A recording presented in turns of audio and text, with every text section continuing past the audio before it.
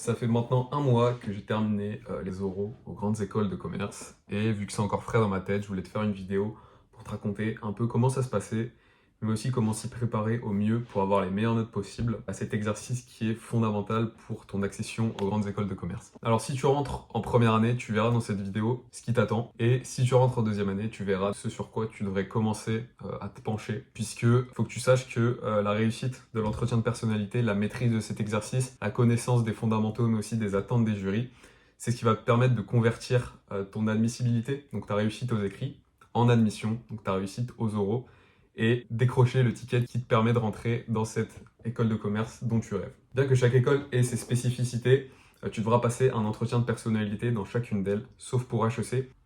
Donc avant d'évoquer les 4 piliers de l'entretien de personnalité, il faut que tu gardes à l'esprit 3 choses. C'est-à-dire que tu auras beau te préparer au mieux, il y aura forcément une phase d'improvisation dans ton entretien de personnalité. Tu seras forcément surpris puisque c'est impossible de prévoir à 100% les questions qui te seront posées. Mais le but de la préparation, c'est de couvrir un maximum de domaines et de te faire le moins surprendre possible. Qui t'amène préparer des choses insolites. J'ai par exemple un ami qui, lors d'un entretien blanc, on lui a demandé de faire une blague à la fin. Donc voilà, il ne l'avait pas préparé. Donc peut-être que préparer une blague, avoir une blague en stock, ça peut sauver la fin de ton entretien. Aussi, garde en tête que parfaire la préparation de son entretien, ça prend du temps. Jusqu'au jour J, tu vas changer des choses dans ta présentation personnelle. Tu vas apprendre des choses jusqu'au bout sur ton futur projet professionnel. Donc voilà, c'est quelque chose qui se réalise sur un temps long et ça se prépare en amont et il faut que tu gardes du temps pour le préparer. Et ensuite, pour finir, dans les choses que tu dois garder en tête, il ne faut pas que tu vois ça comme un interrogatoire, mais plus comme une discussion. Malgré tout, durant cet entretien, tu vas être testé sur des connaissances, sur ton argumentation vis-à-vis de ce que tu dis. Donc en fait, tout ce que tu vas dire peut être soumis à des questions, à une demande d'approfondissement de la part du jury. Donc essaye d'avoir un exemple précis pour chaque argument que tu apportes. Si par exemple tu dis, alors je suis quelqu'un de rigoureux, mais pourquoi tu es rigoureux? Donne un exemple, donne une anecdote qui montre ta rigueur. Donc pour schématiser, il faut que tu te dises que la préparation, elle repose sur 4 piliers essentiels. Connais-toi, connais un minimum le monde qui t'entoure, et une vision de là où tu veux aller, et assure-toi de savoir comment l'école peut te permettre d'atteindre cet objectif. Donc ça, c'est les 4 piliers, et je t'assure que si tu les construis bien, tu seras très très solide sur le fond de ta parole durant l'entretien. Connais-toi toi-même, en fait, ça va être ta capacité à te décrire sous forme de défauts, de qualités, de savoir quelles sont tes valeurs, pourquoi tu es là en fait devant le jury dans cette école, quelles sont tes passions, mais aussi quelles sont tes expériences passées. Alors pour réussir à trouver tous ces éléments, ça va passer par un travail d'introspection, donc se poser tranquillement et se dire qu'est-ce qui est bien chez moi, qu'est-ce qui est mauvais chez moi, quelles sont mes qualités, quels sont mes défauts. Mais tu peux aussi t'aider des autres, tout simplement des membres de ta famille, aussi tes amis, en gros des gens que tu côtoies tous les jours et qui peuvent déceler chez toi des qualités ou des défauts. Et c'est même un cheat code en fait, puisque c'est beaucoup plus simple et beaucoup plus authentique de demander aux autres ce qu'ils pensent de toi, puisqu'il y aura pas, ce sera beaucoup plus spontané si ça vient des autres que si ça vient de toi-même. Un petit conseil que je peux te donner concernant la connaissance de toi-même, c'est il faudrait que tu arrives aux oraux avec 2 expériences personnelles très très solides, en fait, que tu peux adapter à toutes les sauces et qui te mettent en valeur, qui révèlent chez toi un trait de personnalité, une qualité. Donc je sais pas, ça peut être une expérience professionnelle que tu as fait, ça peut être une anecdote dans ton sport, un voyage, un stage, mais c'est quelque chose que tu connais sur le bout des doigts, une expérience que tu peux raconter précisément, raconter le contexte, ce qu'elle t'a apporté, voilà, quelque chose qui te met en valeur et je te conseille d'être solide sur 2 anecdotes que tu vas pouvoir ressortir à tous tes entretiens. Ensuite, deuxième pilier, c'est essaye d'avoir des connaissances sur le monde qui t'entoure. Et ça, en fait, c'est un travail qui va se faire au long des 2 années, puisque ça va être tout simplement du travail sur l'actualité, en fait, être un peu au courant de ce qui se passe dans le monde, des grands enjeux. Donc par exemple, moi, durant mes oraux, c'était l'intelligence artificielle. À tous mes oraux, on a parlé de l'intelligence artificielle. Si tu les passes en 2025, il y a de grandes chances que ce soit aussi le cas. Essaye d'avoir un minimum de bagage sur ces grands thèmes, ces grands enjeux, donc les thèmes de société, des thèmes géopolitiques si tu fais cette matière, ou des thèmes économiques si tu es plus en ESH. Mais voilà, faut pas que le jury il se dise ah ce mec il a travaillé pendant 2 ans mais il connaît rien à côté, mis à part ses cours. Non, faut que tu montres que tu as une certaine ouverture au monde et que tu puisses parler d'autres sujets que la prépa. Il faut que tu montres que tu es un minimum ouvert et que tu peux parler de plein de choses avec n'importe qui. Troisième pilier, ça va être tout simplement de te construire un projet professionnel cohérent qui tient la route. Donc c'est une des choses qui selon moi est la plus difficile à faire lors de la préparation de ces entretiens. Si comme moi tu es quelqu'un qui sait pas vraiment ce qu'il veut faire plus tard après l'école de commerce. Et ça peut être difficile mais il va falloir que tu te forces à faire ça. C'est vraiment de penser à l'après-école, essayer de voir les domaines qui t'intéressent, donc les grands domaines, le marketing, la finance, les ressources humaines, l'entrepreneuriat. Ou même si tu es chaud, trouver un métier que tu aimerais exercer plus tard après la prépa, après l'école de commerce. Et si tu es vraiment inspiré, tu peux aussi arriver avec une entreprise dans laquelle tu aimerais bosser. Ensuite, une fois que tu as ces grandes lignes du projet professionnel, va falloir approfondir tout ça. Va falloir, si tu es chaud, rencontrer des gens du métier, rencontrer des entrepreneurs, des traders si tu veux bosser dans la finance, des banquiers, des directeurs marketing, pour justement découvrir leur métier, essayer de voir, d'en apprendre un peu plus pour justement arriver le jour de l'entretien et connaître un minimum ce que tu veux faire plus tard, savoir argumenter sur le métier que tu veux faire ou sur le domaine dans lequel tu veux travailler. Ce qui peut être intéressant, c'est aussi d'avoir en tête les difficultés, mais aussi les avantages du métier dans lequel tu voudrais travailler. Si tu veux être directeur marketing, c'est quoi le marketing? Tout simplement. Si tu veux faire de la finance, c'est quoi la finance? Et ça, pareil, tu peux en parler autour de toi et voir ce que ça inspire aux gens, les questions qui leur viennent spontanément, parce que c'est possiblement des questions qui ressortiront aux entretiens. Si tu dis « je veux être entrepreneur » plus tard, et tu dis ça à tes parents, mais ils vont te dire « mais c'est quoi un entrepreneur? Qu'est-ce que ça fait? C'est quoi les avantages? C'est quoi les difficultés ?» Voilà, il faut que tu montres que tu as approfondi le sujet et que tu peux argumenter dessus. Et même ce qui peut être intéressant aussi, et franchement ça te permet d'aller encore beaucoup plus loin et de montrer que tu es vraiment sérieux, c'est de bosser sur, du moins c'est d'avoir une certaine opinion, une idée de l'éthique de ton métier, de ton futur métier, mais aussi, c'est à la mode aujourd'hui, l'impact écologique que va avoir ton métier. Si tu veux bosser dans la finance, prépare-toi aux questions sur la finance verte, par exemple, ça c'est un incontournable.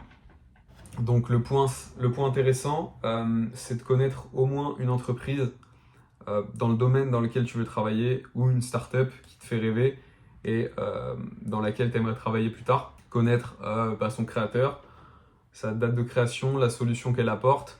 Tu n'es pas obligé de connaître le chiffre d'affaires, ça sert peut-être pas à grand chose. Mais dans mon cas, j'ai basé mon projet professionnel sur l'entrepreneuriat. Et bien j'avais comme ça quelques noms de start-up et des informations dessus pour montrer que je m'étais vraiment intéressé à ça, que j'avais des idées pour plus tard, des idées d'entreprises dans lesquelles je voulais travailler ou de start-up dans lesquelles je voulais travailler. Petit truc important, selon moi, tu n'es pas obligé d'avoir un projet professionnel en relation avec tes expériences, avec des passions que tu as. Ça peut être super, c'est le cas si tu fais du basket et que tu veux bosser dans l'industrie du sport, c'est génial parce que c'est encore plus cohérent. Mais pour ma part, je veux faire de l'entrepreneuriat. J'ai aucune expérience entrepreneuriale dans ma vie. Mes parents ne sont pas entrepreneurs et pourtant mes euros se sont très bien passés puisque j'avais approfondi ce domaine, je m'étais renseigné sur ce que c'était l'entrepreneuriat, ce que c'était être entrepreneur, des startups dans lesquelles je voudrais travailler, même des projets que je voudrais créer. Donc tout ça, ça m'a permis d'avoir des super notes aux euros, bien que je n'ai jamais eu d'expérience entrepreneuriale par le passé. Enfin, dernier pilier, c'est finalement comment l'école de commerce à laquelle tu postules peut te permettre d'atteindre cet objectif. Il faut que tu connaisses un minimum l'école de commerce dans laquelle tu postules, les diplômes et les programmes qu'elle propose. Donc pour ce faire, tu vas juste télécharger les brochures qui sont disponibles sur leur site, essayer de te créer un parcours spécifique au sein de chaque école dans laquelle tu postules, pouvoir dire si je viens chez vous, je ferai tel diplôme, je ferai tel master, je ferai tel échange avec telle université, je rejoindrai telle association. Et vraiment ça va montrer que tu as bossé leur école, puisque les jurys, quand tu passes devant eux, ils aiment bien entendre quelqu'un qui vante les mérites de leur école, quelqu'un qui s'est projeté au sein de leur établissement. Ce sera toujours bénéfique et ça fait que ton projet il est encore plus cohérent puisque tu as pensé à comment l'école peut t'aider à atteindre ton métier de rêve, à construire ton futur. Et aussi ce que tu peux faire, c'est voir ce qu'ont fait les anciens élèves de l'école. S'il y a des alumni qui ont par exemple créé des entreprises et que tu veux travailler dans l'entrepreneuriat, ça peut être intéressant de dire votre école elle met super bien l'accent sur l'entrepreneuriat parce que telle personne est sortie du master de votre école et a créé telle entreprise et moi ça m'inspire. Essaye d'avoir quelques exemples d'anciens élèves de l'école qui ont réussi dans tel ou tel domaine et qui t'inspirent. Ça peut que être bénéfique, crois-moi. Donc la connaissance et la bonne préparation de ces piliers, donc surtout la connaissance de toi-même, la connaissance et la préparation du projet pro, mais aussi la manière dont l'école peut te permettre de créer ce projet professionnel. Ça va te permettre de créer ta présentation personnelle sur laquelle s'ouvre la majorité des entretiens aux écoles de commerce. Donc voilà, c'est une présentation qui dure de 1 minute à 4 minutes selon les écoles et qui permet de t'introduire au jury et qui sert de point de départ à l'échange. Donc le but de cette présentation, ça va être de tendre un maximum de perches. Donc quelles sont tes passions, quel est ton parcours, si tu as des expériences pro, ça peut être cool d'en parler, c'est quoi ton métier de rêve, sans trop en dire non plus. Il faut juste que ce soit des perches tendues et que tu puisses approfondir ça pendant l'échange. La présentation personnelle, c'est quelque chose qui est travaillé. C'est pas quelque chose qui, selon moi, s'improvise le jour de l'oral. Pour que ça soit réussi, je pense qu'il faut l'apprendre par cœur, mais tellement par cœur que quand tu l'as dit, c'est naturel en fait. C'est ce niveau de par cœur excellent. Pour certaines écoles, tu as des questionnaires à remplir, notamment l'ESCP.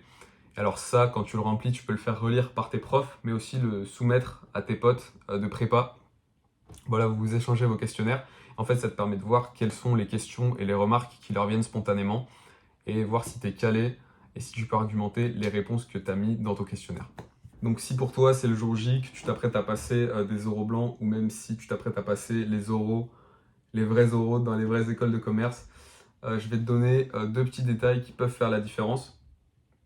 Tout d'abord, c'est que durant ton passage, évidemment, le fond de ce que tu vas dire compte énormément, mais il ne faut surtout pas négliger la forme. Et ça passe par justement l'image que tu renvoies, ton apparence. Ça peut être con, mais viens avec un beau costume, des belles chaussures cirées. Essaye de te couper les cheveux avant l'entretien pour apparaître le plus frais possible. Et, chose super importante, même si tu es stressé, essaye de sourire au maximum. Il faut que tu paraisses agréable aux yeux des jurys. Il ne faut pas respirer non plus la joie de vivre, mais il faut avoir un minimum de sourire, montrer que tu es un minimum à l'aise et un minimum content d'être là. Normalement, tu es content d'être là puisque tu as travaillé 2 ans pour passer les oraux de cette école. Donc voilà, montre-le et ça va, je pense que sourire devant les jurys, montrer que tu es heureux, ça va encore plus appuyer ta motivation. Deuxième petite technique, à la fin de ton entretien, c'est super important que tu poses une question au jury. Faut pas que tu t'en ailles au revoir monsieur, au revoir madame, je suis content que ce soit terminé. Non, ça peut être cool de dire à la fin, écoutez, je suis super content de l'échange qu'on a eu. Je voudrais revenir sur ce que vous m'avez dit au début, puisqu'au début de ton entretien, les jurys se présentent. Si c'est des profs, ils présentent leur matière, ou si c'est des professionnels, ils présentent leur métier. Donc ça peut être cool de poser une question sur le métier de la personne. Si tu as rencontré une personne qui travaillait dans le marketing, dans telle boîte, tu peux lui poser une question sur une certaine spécificité de son métier. Mais moi, la question que j'ai bien aimé poser, c'est aujourd'hui, vous faites passer des oraux dans les grandes écoles de commerce. Alors, vous pourriez sûrement faire d'autres choses à côté. Qu'est-ce que ça vous apporte personnellement, de faire passer des oraux à des jeunes qui sortent de prépa? Et souvent, j'ai eu des réponses assez sympas. Ça permet au jury de voir un peu quels sont les enjeux et qu'est-ce qui est important pour nous, les jeunes d'aujourd'hui. Donc voilà, ça peut être un bon point pour terminer en beauté tes oraux, c'est de poser une question au jury pour montrer que tu t'intéresses à eux et que t'es pas pressé de partir. Donc j'espère que cette vidéo t'aidera au maximum. Si t'as pas encore passé les écrits, que tu rentres en 2e année ou que tu rentres en 1re année, sache que pour l'instant, évidemment, les écrits, ça reste le plus important à ce moment. Il faut que tu réussisses les écrits pour aller réussir les oraux, puisque c'est avant. Mais garde en tête que l'entretien se prépare bien à l'avance. Ça serait con de ne pas avoir travaillé du tout ton entretien avant la période des oraux, donc après les concours. Ça serait con, puisque, comme je te l'ai dit, c'est des piliers qui mettent du temps à se construire. Mais si tu les construis bien, crois-moi, ça va payer. J'en ai fini avec cette vidéo. Je te souhaite un bon courage si tu rentres en 1re année et un bon courage, une big force si tu rentres en 2e année. C'est la dernière ligne droite, mais pour l'instant, tu es en vacances, donc essaye de te reposer un maximum. Si ça t'a plu, mets un petit like. C'était Pablito. À bientôt les gars.